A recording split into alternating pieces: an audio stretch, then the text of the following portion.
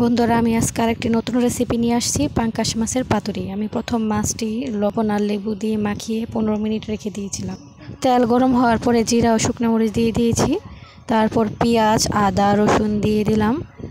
দিয়ে দেওয়ার পরে আমি নাড়াচাড়া করে ব্রাউন করব। আমি শুকনো মরিচগুলো উঠিয়ে রেখেছি। তারপর আদা, রসুন ও পেঁয়াজটা একটু ভাজা ভাজা করব। আমি উপকরণগুলো পাটায় ভালোভাবে বেটে নিয়ে বাটার পর আমি হলুদ ও লবণ আবার মাখিয়ে নিলাম। তারপর মাছগুলো ধুয়ে মাছের মধ্যে গায়ে হলুদ দিলাম। আমি 2টা মাছের জন্য 4টা পুঁইশাক পাতা নিলাম ধুয়ে।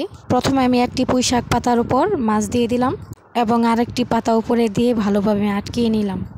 আমি শলার কাঠি দিয়ে আটকিয়ে দিলাম, আপনারা চাইলে টুথপিকও ব্যবহার করতে পারেন। আমি অল্প পরিমাণ তেলে মাছ দুটো দিয়ে 15 মিনিট এপিট ওপিট ভালোভাবে ভেজে নেব।